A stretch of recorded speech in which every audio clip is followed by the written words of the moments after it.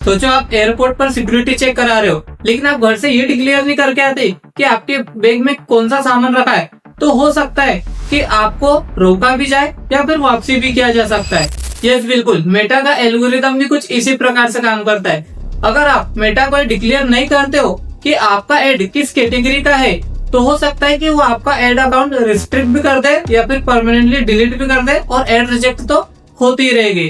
तो इसलिए होता है स्पेशल एड कैटेगरी का यूज, ताकि आप मेटा को सही तरीका बता पाओ कि हमारा जो एड है वो किस टॉपिक से रिलेटेड है। तो जैसा कि आप अभी स्क्रीन पर देख सकते हैं, अभी हम एड मैनेजर में, तो सबसे पहले कोई भी हम कैंपेन को ओपन कर लेते हैं। जैसे हम नीचे आते हैं, आपको कैंपेन लेवल पे एक ऑप्शन दिखाई देता होगा स्पेशल एड कैटेगरी का। अब इसमें लिखा है declare if your ads are related to financial product and service, employment, housing, social issue, election और politics to help prevent ad rejection, requirement difference by country. इसमें आपको कैटेगरी आपको ऑलरेडी बताना होगा कि हम जो एड चला रहे वो किस टॉपिक से रिलेटेड है। अब आप सोच रहे होंगे कि सर स्पेशल एड कैटेगरी क्या होता है, तो सोचो, और फेसबुक आपसे बस ये जानना चाहता है कि आपका एड किस टॉपिक से रिलेटेड है, कि आपका एड कोई सेंसिटिव केस से रिलेटेड तो नहीं है।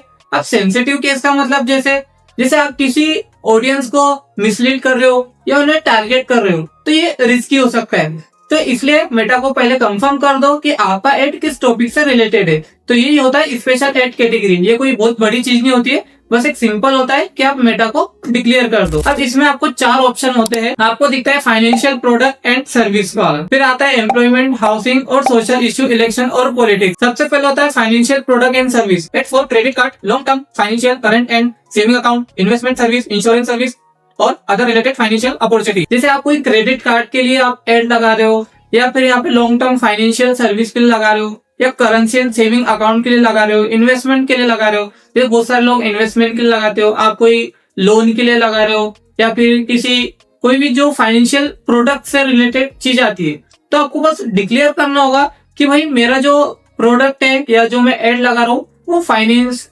से रिलेटेड है। तो आप यहाँ पे उसको टिक करके डिक्लेयर कर दोगे। आपके एड को रिजेक्ट नहीं करेगा, बल्कि वो और सही तरीके से आपकी एड को प्रॉपर तरीके से रन करेगा। लेकिन वहीं पर अगर आप इसके सिलेक्ट नहीं करते हो, भाई आपको किसी लोन से रिलेटेड एड लगा रहे हो और आप इसे सिलेक्ट नहीं कर रहे, आप मेटा को बता नहीं रहे कि मेरा जो एड है वो मेरे फाइनेंशियल प्रोडक्ट से रिलेटेड है, तो ये क्या करेगा, आप डायरेक्ट रन कर दोगे, तो क्या होगा, थोड़ी देर बाद ही आपका एड रिजेक्ट हो जाएगा।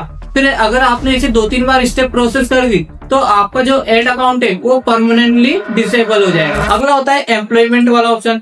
एम्प्लॉयमेंट में क्या होता है, ads for job offer, internship, professional certificate program और अदर रिलेटेड अपॉर्चुनिटी। अब जैसा आप देख के समझ चुके होंगे कि सर एम्प्लॉयमेंट में आता है, जैसे आप कोई कंपनी में जॉब रिक्वायरमेंट लाते हो कि भाई हमको जॉब के लिए स्टूडेंट्स की जरूरत है या फिर जॉब के लिए पर्सन की जरूरत है, आप उसके लिए एड्स चलाते हो, तो आपको ये चुनना जरूरी होता है। आप कोई कोर्स चला रहे हो, इंटर्नशिप चला रहे हो, आप कोई सर्टिफिकेशन कोर्स चला रहे हो, तो ये आपको डिक्लेयर करना पड़ेगा पहले से। अगला होता है हाउसिंग से रिलेटेड। अब हाउसिंग में क्या आता है, ads for proper listing, home insurance, mortgage to other related opportunity. जैसे आप मकान को गिरवी रखना, प्रॉपर्टी सेलिंग करना, जो भी होम इंश्योरेंस करवाना, जो घर के इंश्योरेंस होते हैं वो करवा रहे हो, तो आप जब भी इस रिलेटेड अगर काम को करना चाहते हो तो आपको हाउसिंग वाले को सिलेक्ट करना होगा। नेक्स्ट आता है आपका सोशल इशू, इलेक्शन और पॉलिटिक्स। तब जैसे इसमें आता है ads about social issue such as economy, civil and social rights, election और पॉलिटिक्स फिगर एंड कैंपेन। अगर आप कोई भी कैंपेन रन कर रहे हो, वो चाहे पॉलिटिक्स लीडर का हो या अपने इलेक्शन का हो या फिर कोई इकोनॉमी के बारे में हो या अनएम्प्लॉयमेंट के बारे में हो, मतलब इलेक्शन से रिलेटेड या सोशल इशू से रिलेटेड कोई भी एड आपको रन कर रहे हो, तो सबसे पहले आपको मेटा को बताना पड़ेगा कि मेटा हमारी जो कैटेगरी है वो इलेक्शन से संबंधित है, कोई लीडर से संबंधित है जो इलेक्शन लड़ रहा है, या फिर कोई भी सोशल इशू से संबंधित है, पॉलिटिक्स से संबंधित है। ठीक है, ये आपको पहले से उसको डिक्लेयर करना होगा, वरना क्या होगा, आप इसे डिक्लेयर नहीं करोगे, आपका एड रिजेक्ट हो जाएगा और आपका अकाउंट परमानेंटली डिसेबल कर दिया जाएगा। इसमें 4 आपको कैटेगरी दिखाई दे रही होगी, फर्स्ट, सेकंड, थर्ड और फोर्थ। तो इसमें जो फर्स्ट, सेकंड, थर्ड जो कैटेगरी है ये इतनी इंपॉर्टेंट नहीं है, मतलब ये जरूरी नहीं है कि आपको इन तीनों को सिलेक्ट करना ही पड़ेगा। अगर आपका ये फाइनेंशियल प्रोडक्ट्स है और अगर आपने नहीं भी किया तो इतना कोई ज्यादा प्रॉब्लम नहीं होगा, सेकंड में भी और थर्ड में भी इतना कोई दिक्कत नहीं है। लेकिन फोर्थ वाला बहुत ही ज्यादा स्ट्रिक्ट है, अगर आपने इसको डिसाइड नहीं किया तो हो सकता है कि आपका परमानेंटली अकाउंट डिसेबल तो हो गई होगा। तो इसलिए आपको जो फोर्थ ऑप्शन है इसको ध्यान से चुनना है। और अगर आपको ये डाउट है कि मेरा जो एड है वो स्पेशल एड कैटेगरी में आएगा या नहीं आएगा, तो इसके लिए यहाँ पे एक ऑप्शन दिया गया, get help with declaration category. आप इसमें क्लिक करोगे तो आपको फाइनेंशियल प्रोडक्ट से संबंधित आ जाता है कि यहाँ पे जो पहला वाला ऑप्शन है कि yes my ads promote one of the following, कि जो मेरा एड्स है वो इनमें से फॉलो कर रहा है। अब आपको यहाँ दिख जाएगा जैसे credit card, long term financial, current and saving account, investment service, payment service, insurance service, other related financial opportunity.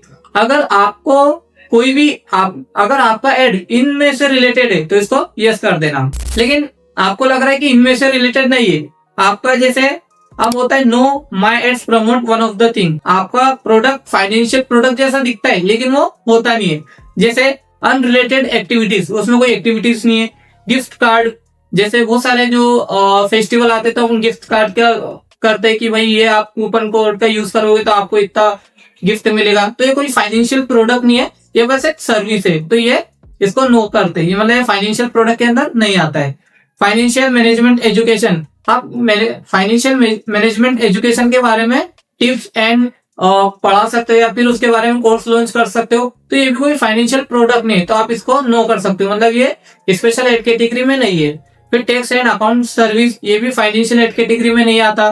ठीक है, शॉप अवार्ड, शॉप रिवॉर्ड्स, ये भी नहीं आता। तो आपको अगर लग रहा है कि नहीं आता तो इसको नो कर देना, और अगर आपको लग रहा है आता है तो यस कर देना। वैसे इसको नो करने की भी जरूरत नहीं है, अगर आपको लग रहा है कि मेरा फाइनेंशियल प्रोडक्ट सही नहीं तो इसको कुछ करने की जरूरत नहीं। अब जैसे आपका आता है एम्प्लॉयमेंट में, अब जैसे आप कोई जॉब ऑफर निकाल रहे हो कि हमारा जॉब है, तो एक बात को नोट कर लो, जैसे ये एम्प्लॉयमेंट का यदि है तो जरूरी नहीं कि आपको इसको सिलेक्ट करना पड़ेगा। इससे अच्छा तो ये रहता है जब भी आप कोई जॉब ऑफर के लिए निकालो तो आप अपनी जो पोस्ट है उसको बूस्ट कर दो।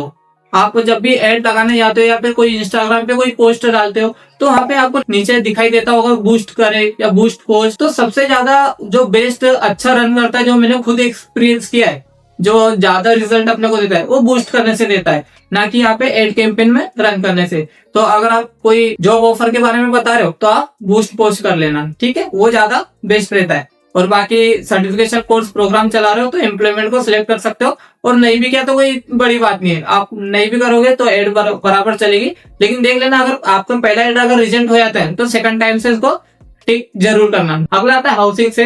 हाउसिंग से भी रिलेटेड अगर आपने कोई चीज कर रहे हो तो ये भी जरूरी है। जैसे बहुत सारे रियल एस्टेट वाले रहते हैं, अगर आप उनको सिलेक्ट नहीं करते हो, अगर जैसे आप हाउसिंग को सिलेक्ट नहीं करते हो, रियल एस्टेट में अपनी एड चलाते हो, तो भी कोई इतना बड़ा इशू नहीं आएगा। अब अगला होता है सोशल एड कैटेगरी। जैसे मैंने बताया इसको तो करना बहुत ही मस्ट है। अभी आई होप कि आपको पूरी चीज इसमें अभी तक क्लियर नहीं हुई होगी, क्योंकि मुझे भी पता है, क्योंकि ये टॉपिक कोई छोटा मोटा टॉपिक नहीं है, बहुत बड़ा टॉपिक है। क्योंकि यहाँ पे बहुत सारे मल्टीपल बिजनेस है, हर बिजनेस के लिए ये जानना कठिन होता है कि सर मेरा स्पेशल एड कैटेगरी में आएगा या नहीं आएगा। तो इसके लिए मैंने एक डॉक्यूमेंट बना के रख दिया है, उसमें बहुत सारे मैंने एग्जाम्पल दे दिया है कि किस कैटेगरी में हमको यूज करना चाहिए और किस में नहीं करना चाहिए। तो आप उस पीडीएफ को एक बार अच्छे से रीड करना, ताकि आपको इसके बारे में कभी भी कोई डाउट ना हो। और वो पीडीएफ आपको मेरे डिस्क्रिप्शन में मिल जाएगी, वहाँ पे टेलीग्राम का लिंक मिलेगा, तो वहाँ पर आपको पीडीएफ मिल जाएगी। तो आई होप कि आपको ये वीडियो पसंद आया होगा। अगर पसंद आया होगा तो लाइक कमेंट शेयर जरूर करना, और इस वीडियो को अपने दोस्तों के साथ भी भेजो, ताकि वो भी मेथड सीख कर अपने बिजनेस को आगे बढ़ाए। तो चलिए मिलते हैं नेक्स्ट क्लास में।